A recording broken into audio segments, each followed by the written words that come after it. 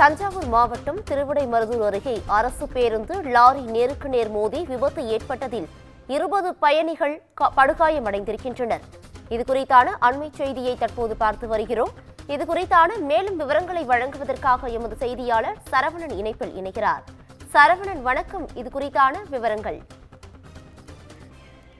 வணக்கம் பவித்ரா. திருவிடைமருதூர் அருகே அரசு பேருந்து லாரி மோதி விபத்து. மரத்தில் மோதியதால் அரசு பேருந்து 20க்கும் மேற்பட்ட பயணிகள் படுகாயம். லாரியின் முன்புறம் நசுங்கி உயிருக்கு போராடிய லாரி டிரைவர் ஜேசிபி கொண்டு மீட்பு பணியில் ஈடுபட்டு வருகின்றனர்.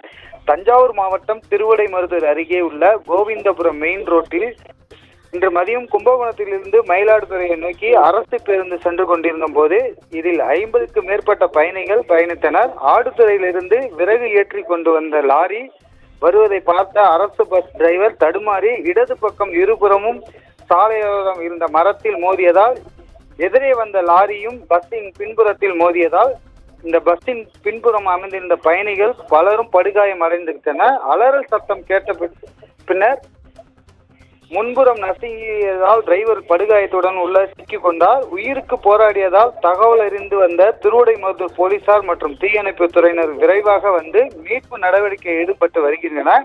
5க்கும் மேற்பட்ட ஆம்புலன்ஸ்கள் வரவழைக்கப்பட்டு பேருந்தில் காயமடைந்த பயணிகள் அனைவரையும் கும்பகோணம் அரசு மருத்துவமனைக்கு அனுப்பி வைத்து ஜேசிபி கொண்டு லாரியில் இருந்து டிரைவரை உயிருடன் மீட்டு ஆம்புலன்ஸ் மூலம் கும்பகோணம் அரசு மருத்துவமனைக்கு அனுப்பி வைத்தனர். இந்த விபத்தினால் கும்பகோணம் மயிலாடுதுறை சாலை சுமார் 1 மணி நேரத்துக்கு மேலாக போக்குவரத்துகள் பாதிக்கப்பட்டது. இருபுறமும் நீண்ட கியூ வரிசையில் வாகனங்கள் அணிவகுத்து வந்தன.